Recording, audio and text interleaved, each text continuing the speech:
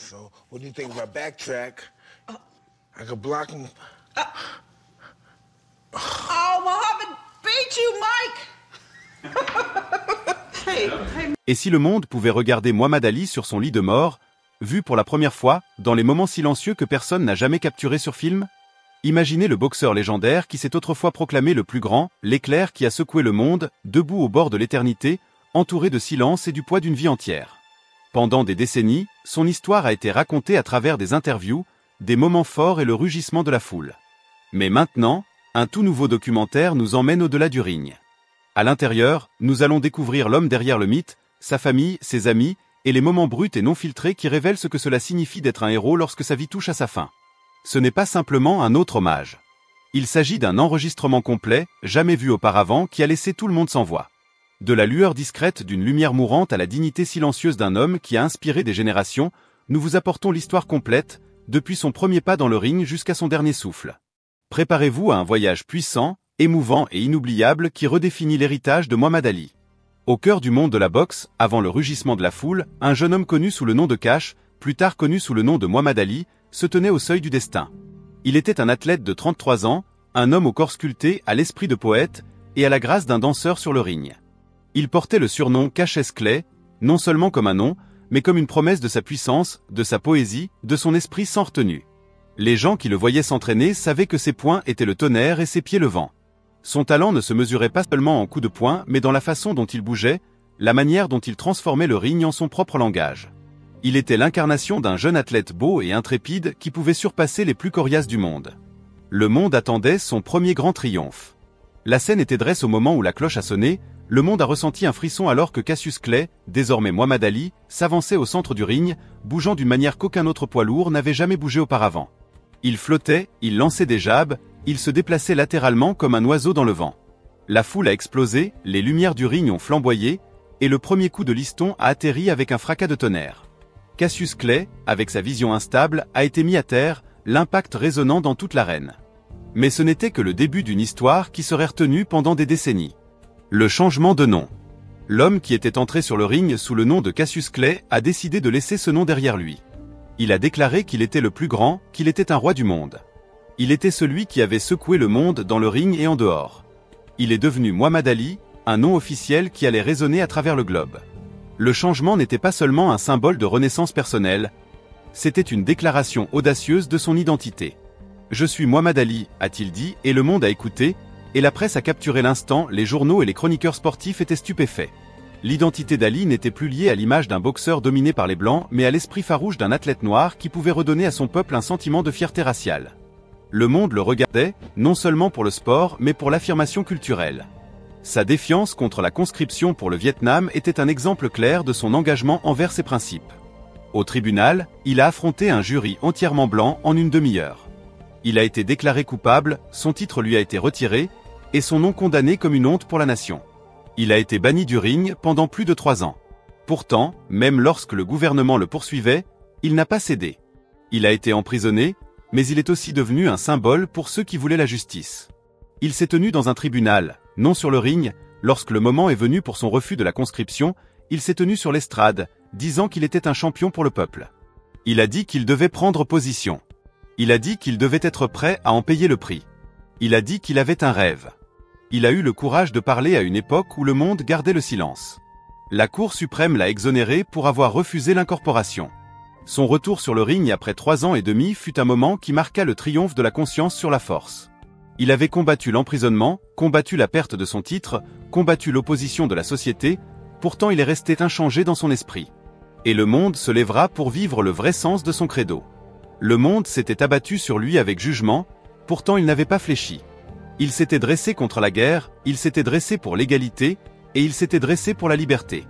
L'histoire se termine avec son retour sur le ring après son exil. Le public est prêt à entendre comment il allait combattre à nouveau, comment il serait le champion du peuple, comment il apporterait un nouveau sens de la fierté raciale au monde. Il avait été un paria, mais il était aussi un héros national. La Cour suprême a validé sa position, et il est revenu sur le ring. Le monde se souvenait de lui non seulement pour ses coups, mais pour les mots qu'il avait prononcés, pour la position qu'il avait prise contre la guerre et l'incorporation. Son héritage n'est pas seulement une histoire sur le ring de boxe, mais un mouvement dans le cœur de l'Amérique et au-delà. Les derniers mots résonnent comme l'histoire de son courage, l'histoire de son retour, et l'histoire d'un homme devenu une légende dans le monde de la boxe et dans le monde du changement social. La pièce semblait retenir son souffle alors que l'écran de télévision s'allumait, révélant une immobilité presque cérémonielle. Dans la chambre d'hôpital faiblement éclairée, le léger bourdonnement des machines se mêlait au doux froissement des draps, mais l'attention n'était tournée vers rien d'autre. Là, allongé sur un brancard qui avait été les lumières étaient douces, reflétant la gravité du moment, et alors que sa respiration devenait plus lente, un sentiment de solennité s'installa sur tout ce qui était présent. Il était à l'hôpital depuis des mois. Sa maladie de Parkinson avait progressé, et avec elle, sa parole avait commencé à vaciller. Les médecins avaient expliqué le lent déclin, les tremblements subtils qui étaient devenus plus fréquents, et la perte insidieuse de contrôle sur son propre corps. Pourtant, même si sa santé physique déclinait, l'intensité de son esprit persistait, un trait qui rendait ces derniers jours un témoignage puissant de la profondeur de son humanité. Les images montraient sa famille et ses proches collaborateurs rassemblés autour de son lit. Un doux bourdonnement de murmures remplissait l'espace. C'était une foule silencieuse, une assemblée discrète qui n'avait aucune idée de combien elle serait bouleversée. Alors que sa femme, sa fille et son frère étaient assis près de lui, la caméra capturait leur sourire doux, leurs larmes scintillant dans la lumière tamisée. Même les plus posés parmi ceux présents semblaient avoir perdu leur contenance. Ils étaient tous prêts à le voir respirer son dernier souffle, et pourtant, alors qu'ils le regardaient, un étrange et profond silence tomba sur la pièce. Pendant un bref instant scintillant, personne ne pouvait parler. Le seul son était le bourdonnement régulier de l'alimentation en oxygène et le doux grincement de la chaise. Dans ces derniers instants, les images révèlent un homme encore conscient, encore fort et encore compatissant. Ses yeux étaient dirigés vers le centre de la pièce, où ses fils se tenaient. La caméra zooma sur son visage, capturant le subtil resserrement de sa mâchoire alors qu'il formait les mots qui seraient son dernier héritage. Il parlait non pas avec la vigueur d'un champion, mais avec le calme et la clarté qui l'avaient guidé pendant des années. Il commença à parler, sa voix résonnant dans l'espace sombre et silencieux. C'était une voix qui avait autrefois résonné dans des arènes, une voix qui avait autrefois rassemblé des gens autour d'une cause, une voix qui était maintenant calme, mais puissante, comme si un dernier message allait être délivré. Il a parlé du combat qui avait semblé futile, qui avait mis à l'épreuve sa capacité à rester dans la lutte, même lorsque sa propre santé et son énergie semblaient fléchir. Il n'a pas dit qu'il avait perdu. Il a dit qu'il avait remporté une victoire de l'esprit qui aurait pu faire une différence dans sa vie. Il a dit qu'il continuerait à se battre jusqu'à ce qu'il soit hors du ring, et il ne voulait pas se reposer dans le monde qui avait changé et fait de lui ce qu'il était devenu. Il a dit qu'il était devenu non seulement un combattant mais aussi un messager d'espoir. Il a dit qu'il n'avait pas seulement remporté un titre, mais aussi un combat contre sa propre peur. Et il a dit qu'il était devenu non seulement une icône de force mais aussi un champion de l'esprit humain. Il a dit qu'il était le plus grand du monde. Après quelques instants de réflexion, il semblait être arrivé à la conclusion qu'il avait donné quelque chose à ceux qui avaient amélioré sa vie. Il avait en retour amélioré leur vie, et il leur avait laissé une promesse. Il avait également exprimé son espoir que les autres ne renonceraient pas à cause de la peur ou de la peur de la douleur, que la prochaine génération ne tomberait pas dans le piège du chemin facile. Il s'était promis qu'il resterait actif, qu'il continuerait à se battre. Il avait même suggéré que l'avenir était ouvert à quiconque voulait apprendre à devenir un champion, qu'il soit ou non dans le ring. C'était aussi une histoire qui capturait l'idée que l'on pouvait gagner en luttant contre les attentes d'une société qui lui avait toujours fait sentir qu'il devait gagner. Il avait prêté serment qui exigeait de lui d'être acteur, danseur, poète, homme, et il leur avait donné le meilleur de lui-même. Il n'avait pas seulement combattu pour devenir le plus grand, mais il avait aussi combattu pour devenir un symbole d'espoir, et le monde avait fait de lui l'un des plus grands héros du XXe siècle. Il n'est pas possible d'expliquer véritablement l'impact de ces images. Le sentiment est presque indescriptible, comme si le monde lui avait été arraché, un moment dans le temps qui avait laissé tout le monde stupéfait. Les images étaient un instant il était resté calme même face à son ultime combat, et ses derniers mots ne portaient pas sur la lutte pour un championnat, mais sur la façon dont il pouvait vivre avec la peur. Le monde fut stupéfait par ces images qui montraient l'homme sous un nouveau jour. Les dernières images étaient une vision qui resterait gravée pour tous ceux qui les avaient vues, qui révélerait la véritable histoire derrière la légende. Ces images étaient quelque chose que personne ne pouvait voir auparavant, et c'était un moment de vérité qui resterait dans l'histoire.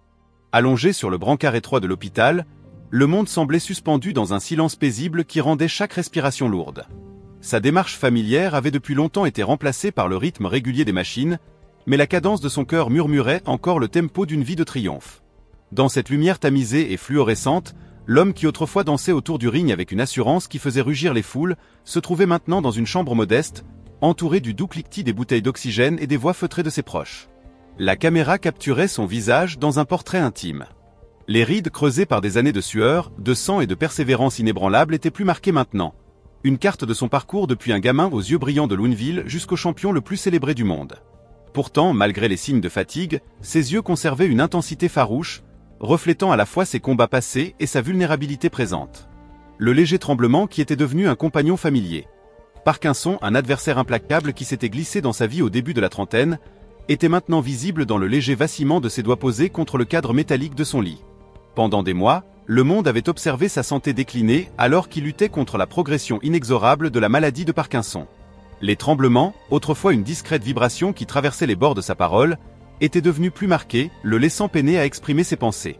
Les médecins avaient donné des explications. La perte de contrôle moteur, les mouvements involontaires subtils mais croissants qui avaient autrefois été leur sourire étaient doux, les coins de leur bouche teintés à la fois de fierté et de tristesse. Même ceux qui s'étaient tenus à ses côtés sur le champ de bataille, ses fils, ses proches collaborateurs, étaient visiblement émus, des larmes glissant sur des joues qui avaient autrefois été apaisées par le rythme des applaudissements du monde. Leur présence dans les dernières heures d'un homme dont les paroles et les actions avaient façonné le récit d'une génération rendait la scène semblable à un battement de cœur collectif. Chaque respiration semblait porter un écho de ses victoires passées, une conscience de l'héritage qu'il était sur le point de clore. À ce moment final, les images enregistrèrent un homme qui, même alors que son corps s'affaiblissait, restait toujours conscient du pouvoir de sa voix. Ses yeux, qui avaient autrefois parcouru les arènes bondées, se fixaient maintenant sur le cœur de la pièce, là où ses fils se tenaient. La caméra s'approcha, se concentrant sur son expression alors qu'il rassemblait la force de parler. Il avait toujours été éloquent, un poète avec un rythme qui avait jadis déclenché des mouvements, et alors que sa voix s'élevait, on sentait qu'il était sur le point de transmettre une dernière parcelle de sagesse. Ses paroles n'étaient pas les cris à haute intensité qui avaient autrefois rempli les arènes. Elles étaient douces, mais résonnantes, un témoignage intime d'une vie vécue à la fois dans la lumière et l'ombre. Il parla du passé, de sa jeunesse, de son ascension vers la célébrité, des premiers jours de ses combats qu'il avait vu entrer sur le ring comme un garçon qui n'avait jamais connu la défaite. Il rappela à tous le poids de ses premiers affrontements, comment chaque adversaire l'avait mis à l'épreuve d'une manière qu'il n'aurait jamais imaginée, et comment il en était toujours ressorti plus fort. Il se souvint de la nuit où lui et Larry Holmes s'étaient affrontés, un combat qui avait semblé presque futile pour beaucoup. Ce n'était pas un combat où il avait remporté un titre ou une ceinture supplémentaire. C'était un combat qui mettait à l'épreuve son âme même, où l'affaiblissement de les mots qu'il prononça, bien que adouci par sa maladie, portait la même conviction qu'il avait apportée dans chaque ring. Et pourtant, ce n'était pas seulement un moment de réflexion sur les combats passés.